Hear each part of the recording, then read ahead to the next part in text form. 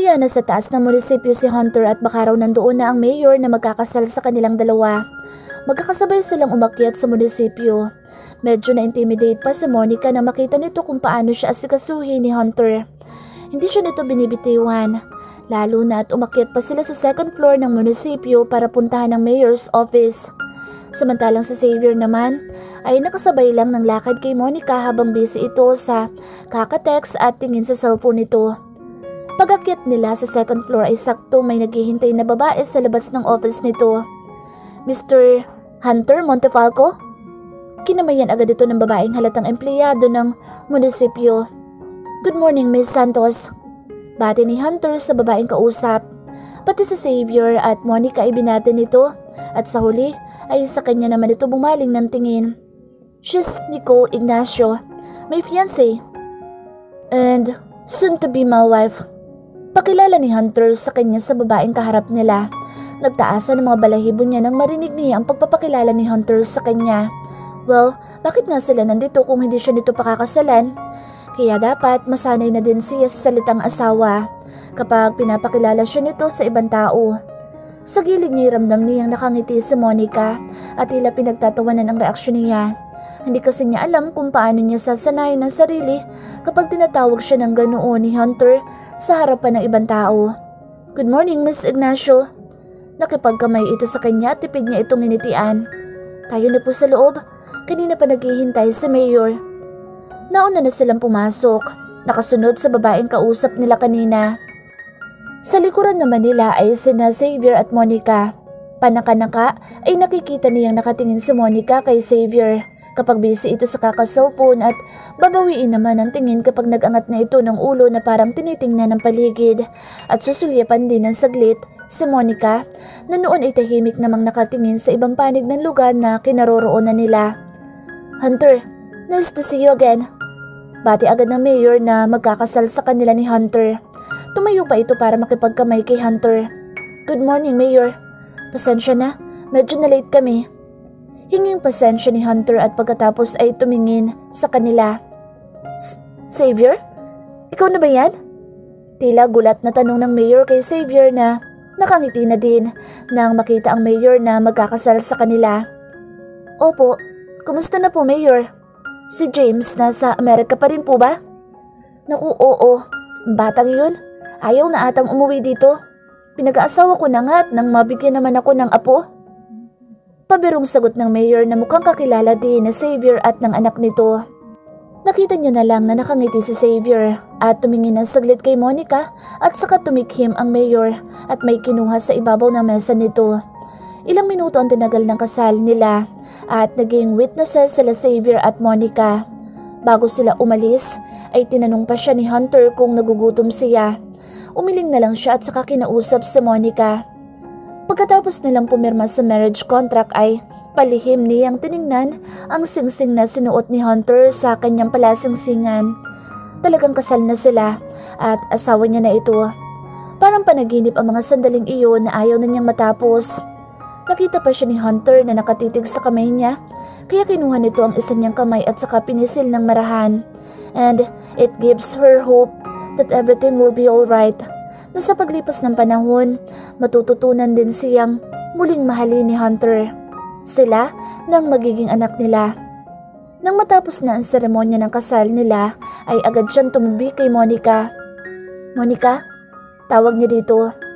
Sumama ka muna sa amin sa bahay. Pagluto tayo na makakain doon. Yaya niya dito habang nakahawak siya sa braso nito. Okay lang, Nicole. May pupuntahan pa kasi ako after ko dito. Susulitin ko ng isang araw na walang pasok sa trabaho. Bulong nito sa kanya.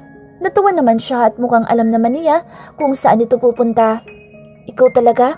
Mag-asawa ka na rin kasi para mabawasan na ang paggalagala mo. Natatawa niyang sabi dito na nagpatawa din dito. Wala pa sa bukabularyo ko yun, Nicole. Napabungisngis naman ito saka nila nakitang nakatingin sa kanila ang dalawang magkapatid. Sigurado ka ba na ayaw mong sumama sa amin, Monica? Tanong ni Hunter muli sa kanya. Umiling muli si Monica at saka ito nagsalitang muli. Okay lang ako, Hunter. Ingatan mo itong kaibigan ko, ha? Huwag mong pababayaan yan. Lagot ka sa akin. Banta nito kay Hunter na nagpangiti din dito. Oo naman, I'll take care of her. At si Xavier naman ang binalingan ni Hunter. Bro, ikaw, sasama ka bang umuwi sa bahay nila Papa? Tanong nito sa kapatid. Susunod na lang ako bro, may pupuntahan lang din akong mahalaga. Pinunto pa nito ang salitang mahalaga. Saka sinulyapan si Monica na hindi naman sinalubong ang mga tingin ni Xavier na tila walang narinig sa sinabi nito. Magkakasabay silang umalis ng munisipyo. Kanina lang din niya nalaman na may balak palang dumiretso si Hunter sa bahay ng papa nito kasama siya. Bigla tuloy siyang kinabahan. Paano kung hindi siya magustuhan ng pamilya ni Hunter? Anong gagawin niya? Baka maiyak na lang siya sa harapan ng mga ito. Ang mahalaga ay asawa na niya ngayon si Hunter at lahat ay gagawin niya upang maging mabuting asawa at ina sa magiging anak nila at wala na siyang mahihiling pa. Tahimik lang si Hunter na tinatahak nila ang maluwang na kalsada ng isang private road. May mga malalaking bahay na agad niyang nakita sa tabi ng daan. Hunter, tawag niya dito at nilingon naman siya nito. Bakit honey? Tanong ni Hunter sa kanya. Dapat ba ngayon na tayo pumunta sa bahay ng papa mo? Kinakabahan niyang tanong dito. Hindi talaga mawala sa isip niya ang kabatakot na makaharap ang mga magulang nito. Tinawagan ko na sila and they'll knew will come right after our wedding. Pagtatapat nito sa kanya. Ha? Nabigla siya. Pero don't worry honey, magugustuhan ka nila kung iyon ang inaalala mo. Kinindatan pa siya ni Hunter ng nakakaloko. That was really shocking. Paano ba dapat niya patunguhan ng magulang nito? Kung nabubuhay lang sana ang mama nito, hindi siya kakabahan dahil nakilala na niya ito. Pero ngayon, this will be the first time na makikita niya ang mga magulang nito. At kung suswertehin, ay baka nandoon din ang panganay nitong kapatid, si Knight Montefalco, the owner of Montefalco Airline. Why? Kinakabahan ka ba, honey? Tumango lang siya at saka dumiretso ng upo. Huwag kang kabahan. Mababait ang mga tao sa mansyon. Paniniguro nito sa kanya pero hindi pa rin mawaglit sa kanya ang takot at kaba sa maaaring mangyari kapag nakaharap niya na ang pamilya ni Hunter. Ilang minuto pa'y huminto na ang kotse ni Hunter sa isang malaking gate. Mas malaki kumpara sa gate ng bahay na tinitirhan nila ni Hunter ngayon. May nagbukas agad ng pinto nang marinig ang 2 beses na pagbusina ni Hunter. Pumasok naman si Hunter pagkabukas ng pinto. Nang huminto ang kotse na sinasakyan nila, nilingon na siya nito. Honey, kinuha nito ang isa niyang kamay at saka muling pinisil. Let's go. Yaya nito sa kanya. Ito pa ang nagtanggal ng seatbelt niya. Magkahawak kamay silang pumasok sa malaki at ingrandeng bahay ng mga Montefalco. Sinalubong agad sila ng mga maids ng bahay at binati. Sir Hunter. Pati sa kanya ng isa sa mga babaeng nakasuot ng unipormeng kulay asul. Manang Fe. Agad na inakbayan at niyakap nito ang ginang na nasa 50 anyos na mahigit siguro ang edad. Ang tagal mong hindi dumalaw dito. May himig ng pagtatampo ang boses nito. Pasensya na po Manang Fe. Marami lang kasi akong inasikaso kaya hindi ako nakadalaw dito sa bahay. Lihim niyang tiningnan ang itsura ni Hunter. Para itong nakayakap sa isang ina na matagal nang hindi nito nakita. Magilaw ang mga mata nito habang nakatunghay sa babae at nagtawanan sila pagdaka. Hindi naman siya nagtaka sa ikinikilos nito sa harap ni Manang Fe. Siguro ay namimiss na din ito ang kanyang mama at sa katauhan ni Manang Fe niya iyon nakikita. Nagulat din siya na maaari pala niyang makita paminsan-minsan ang dating Hunter na kakilala niya na magilaw sa tao at masayahin. Nang makita kasi niya muli si Hunter, aaminin niyang malaki ang nagbago dito.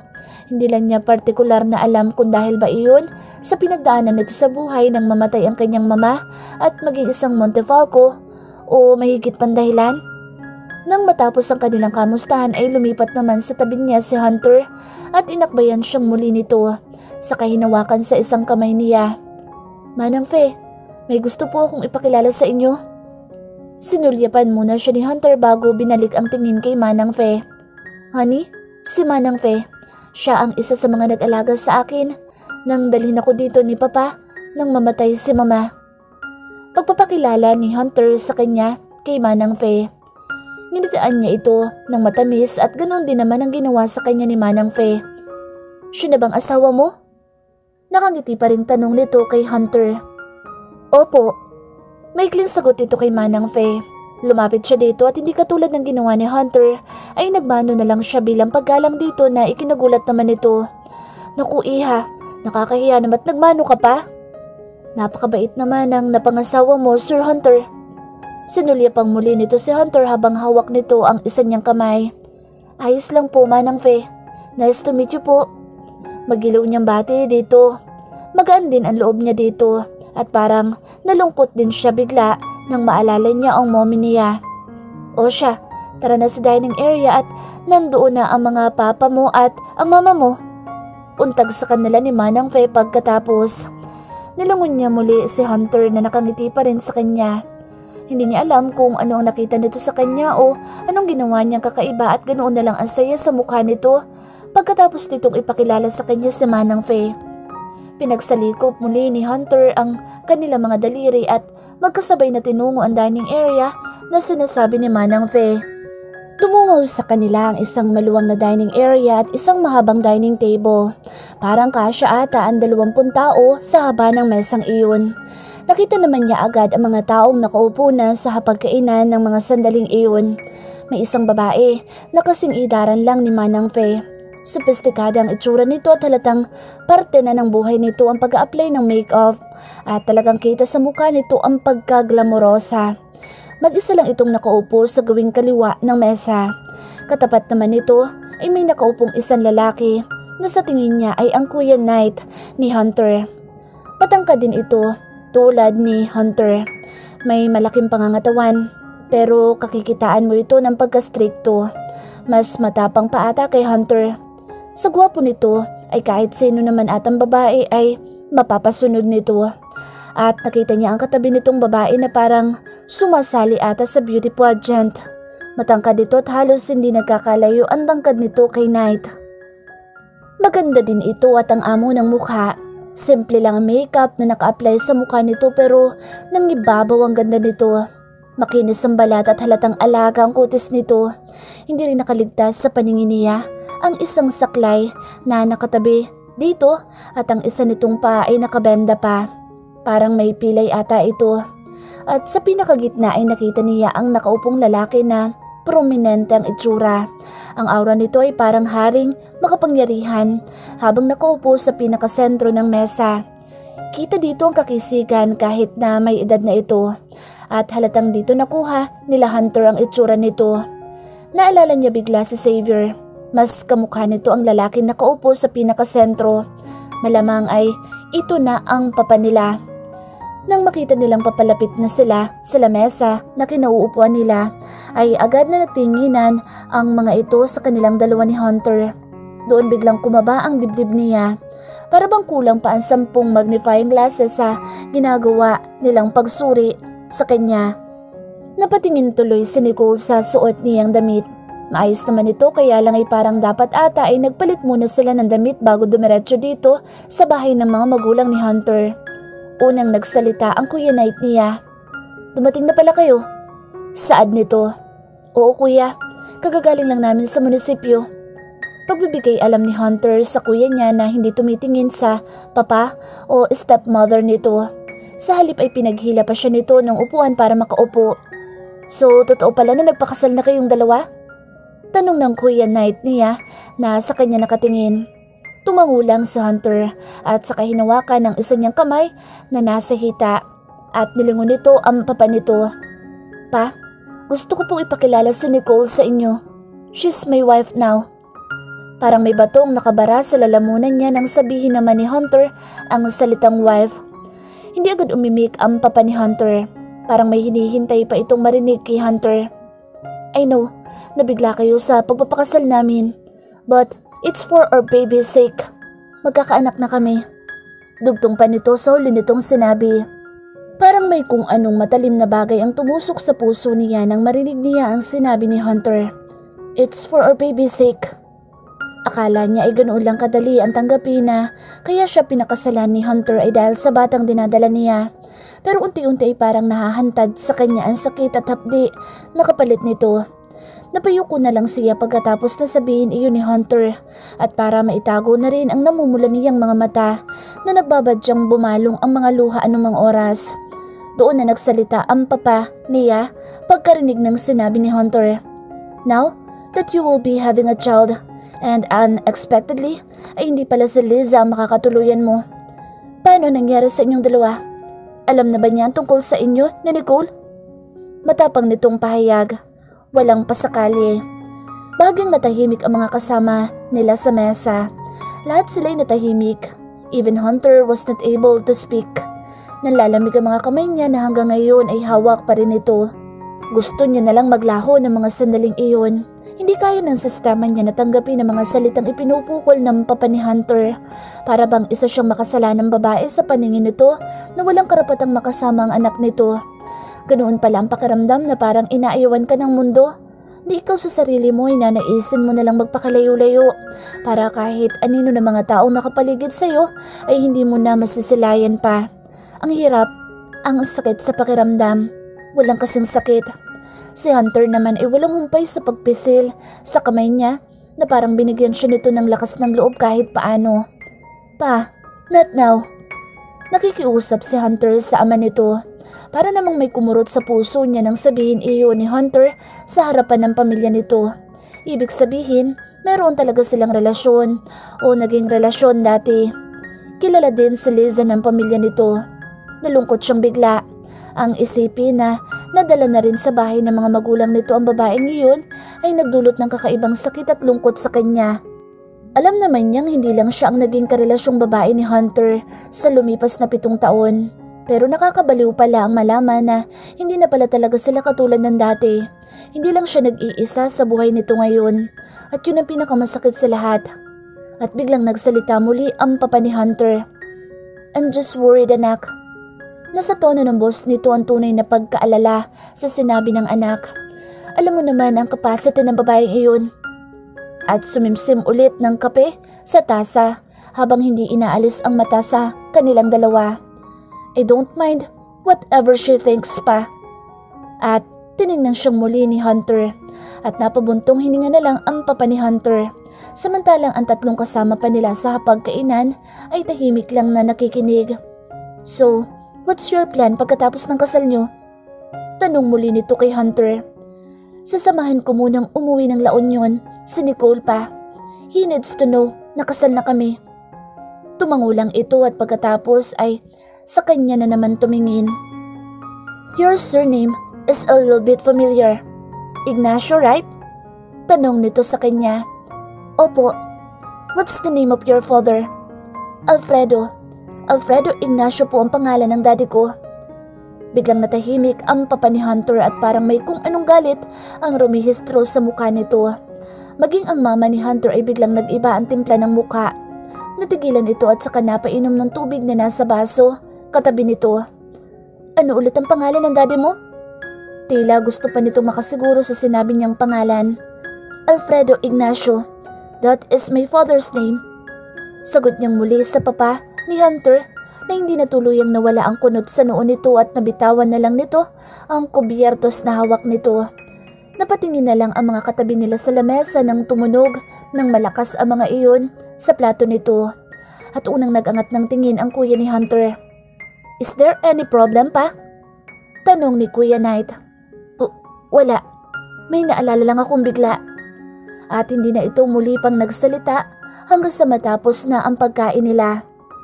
Nagpaalam na silang umalis pagkatapos na makapagkape ni Hunter kasama ang papa nito at ang Kuya Knight nito. Siya naman ay nakipagkwentuhan kay Ate Hailey na asawa ni Kuya Knight. Mabait ito at kaya pala matangkad dito at maganda ay isa pala itong flight attendant. At nagpaplano na rin palang magpakasalan dalawa sa susunod na taon sa simbahan. Medyo nakaramdam siya ng inggit dito dahil buti pa ito ay mararanasang magpakasal sa simbahan. Samantalang siya ay hanggang civil na lang ata.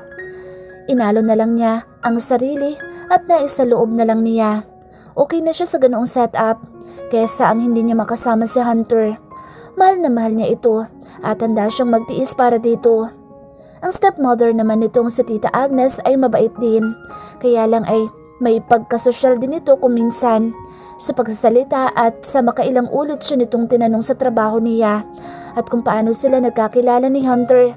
Sa tingin niya, hindi rin ito makapaniwala na siya ang pinakasalan ni Hunter, katulad ng papa nito. At lihim siyang naguluhan sa inakto ng mga magulang ni Hunter nang malaman ng mga ito ang tunay na pangalan ng daddy niya. Tahimik lang siya sa biyahe nila ni Hunter. Simula nang umalis sila sa bahay ng mga magulang nito. Wala siyang ibang gustong gawin kung hindi ang ipahinga ang isip at katawan niya.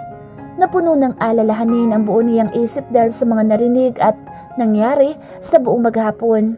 At sa tingin niya, ang pananahimik at hindi pag-imik ang makakatulong sa kanya ng mga oras na iyon para maibsan ang sakit na nararamdaman niya. Pinilit niyang matulog habang nasa biyahe pero bigo siya. Okupado ng maraming bagay ang isip niya at kahit ang pagtulog ay tinatanggihan na ng utak niya. Napapahawak na lang siya sa pipis niyang tiyan upang humingi ng tawad sa anak niya at pati ito ay nadadamay sa mga sentimiento niya sa buhay. Dapat ay inaalagaan niyang mabuti ang kanyang sarili para sa kanilang anak. Pero parte na rin ata ng pagbubuntis niya ang mag-isip ng kung ano-ano at mangamba.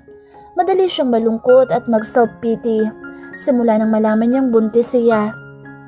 Mahirap kontrolin ang emosyon niya lalo na at may pinanggagalingan naman ang lahat ng iyon kung bakit niya nararamdaman ang mga ito. Habang nakasandal ang ulo niya sa headrest at ang kalahati ng mukha niya ay nakatunghay lang sa labas ng bintana ng kotse, ay nararamdaman niyang tinitingnan siya ni Hunter sa tuwing hihinto ang kotseng sinasakyan nila dahil sa traffic. Hindi niya ito gustong makausap ngayon, ni ang marinig ang boses nito ay parang magdudulot sa kanya ng inis at galit. Kahit gustong-gusto niya itong yakapin at haplusin, ay mas nangingibabaw pa rin ang nararamdaman niya dito. At sa tingin niya ay hindi lang basta ang boses nito ang makakapagpaibsan sa lahat ng kinikimkim niya para dito. Halos hating gabi na rin sila nang dumating sa bahay at hindi na niya ito hinintay na pagbuksan siya nito ng pinto ng kotse. Agad siyang bumaba. Dito, hawak ang handbag na dala niya at nakaalalay ang isa naman niyang kamay sa kanyang tiyan. Narinig niyang tinawag ni Hunter ang pangalan niya pagkababa niya ng kotse pero hindi siya nagtangkang lingunin ito. Nagpatuloy siya sa pag-akyat at agad na dumiretso sa loob ng kwarto nila at naglinis ng katawan sa banyo. Paglabas niya galing ng banyo ay nakita na niyang nakatayo si Hunter at halatang nag-aalala ito. "Nicole, let's talk. May problema ba?" Tanong agad nito sa kanya nang makita siya nitong nakapagpalit na ng pantulog. Pinili lang niyang magsuot ng isang t-shirt na maluwang at isang short para ipantulog. Wala siya sa mood kahit ang mag-apply ng kahit ano sa katawan. Basta naligo lang siya para mag-impress kung pakiramdam niya at makatulog ng maayos. "Pag-uusapan? Anong pag-uusapan natin?" Painosente niyang tanong dito. "Bakit bigla ka naging tahimik? Kanina okay naman tayo, di ba?" Paninigurado nito sa kanya. Oo, okay sila kanina hanggang sa narinig niya ang tungkol kay Liza. Maging ang reaksyon ng mga magulang nito sa pagpapakasal nila. Mas inuna pa ng papa nito na tanungin ang nararamdaman ni Liza kaysa ang isipin ang damdamin niya habang pinag-uusapan nila ang babaeng iyon. "Wala, ayos lang ako. Gusto ko na magpahinga." Pagdadahilan niya dito. Iniangat niya ang comforter na nakapatong sa kama nila at saka patagilid na humiga, trying not to disturb by his presence. Narinig niyang napabuntong hininga si Hunter at ilang saglit ay narinig niyang tumunog ang pinto ng banyo. Malamang ay maliligo din ito at magpapalit ng damit. Hinintay niya na lumabas ito galing ng banyo. Hindi rin kasi siya makatulog at nasa isip lang niya ang pagod. Pero kapag magkasama sila at hindi nagkakaintindihan, ay nahihirapan siyang ipanatag ang kalooban niya. Ang resulta, hindi pa rin siya makakapagpahinga ng maayos. Paglagitik ng doorknob ay nahagip ng paningin niya na lumabas si Hunter na nakatapis lang ng tuwalya. Pagkatapos ay naramdaman niyang gumawi ito sa wardrobe at pagbalik nito ay naka-boxer shorts na ito at sando. Unti-unti ay gumalaw ang kama sa gawi kung saan ito nakahiga. Hindi niya alam kung anong ginagawa nito ng ilang segundo at nanatili itong tahimik sa kanyang likuran. At muntik na siyang mapapitlag nang bigla ay walang paalam itong tumabi sa kanya at niyakap siya ng mahigpit mula sa likuran. Dinadama pa nito ang pipis niyang tiyan. Pagkatapos ay Sinimulan nitong niyapusin ang kanyang isang braso at saka idinikit ang mga labi nito sa kanyang ulo at punong tenga. Nagdulot iyon ng libu-libong boltahe sa kanyang katawan. Sinikap niyang hindi pa apekto sa presensya ni Hunter at maninindigan siya sa nararamdaman niya. Kaya pinilit niyang iwaksi ang mga kamay nito na nakahawak pa rin sa katawan niya. Dahilan kung bakit natigilan si Hunter at inihinto nito ang ginagawa. Bahagya itong lumayo sa pagkakayakap sa kanya. Gusto sana niyang magsisi sa ginawa at harapin ito pero wala siyang lakas ng loob. Lalo na't wala siyang karapatan na magdemand dito. Napaluhan na lamang siya ng tahimik at walang humpay ang pagtulo ng luha sa kanyang mga mata. Hindi niya alam kung naririnig ni Hunter ang pag-iyak niya pero muli itong lumapit sa likuran niya at muli ay mahigpit siya nitong niyakap. Tila wala na itong balak na bitawan siya. Hindi na siya nagtangkapan na alisin muli ang braso at kamay na nakayakap sa katawan niya dahil wala na siyang lakas para gawin iyon. Mas nanaig pa rin ang pagmamahal niya dito at wala na siyang ibang inisip ng mga sandaling iyon kung hindi siya lang at si Hunter at ang pagmamahal niya para dito na sana'y makaya nitong tumbasan pagdating ng panahon. Hindi na kita pakakawalan. Bulong ni Hunter sa kanya. At muli ay bumalong na naman ang luha ng kanyang mga mata. Hindi siya sumagot at tuluyan na niyang naipikit ang mga mata niya kahit ang puso niya ay litong-lito. Kinaumagahan ay nagising si Nicole na mag-isa na lang sa kama. Una niyang napansin ang pwesto ni Hunter. Napalinga siya sa gawing bintana ng kanilang kwarto at doon niya nakita na mataas na ang araw. Medyo gumaan ang pakiramdam niya dahil sa pagkakapahinga niya magdamag. Pero hindi pa rin naalis sa isip niya ang nangyari kahapon, maging ang iniasal niya bago sila matulog ni Hunter. Hindi kaya ito nagalit dahil hindi niya ito kinausap o pinansin man lang bago matulog? Wala na siyang pakialam kung ano man ang nasa isip nito. Gagawin na lang niya ang lahat para sa magiging anak nila. Patuloy niya itong pagsisilbihan bilang asawa, pero ang pilitin niya itong mahalin siya ay kailan may hindi na niya iisipin pang gawin.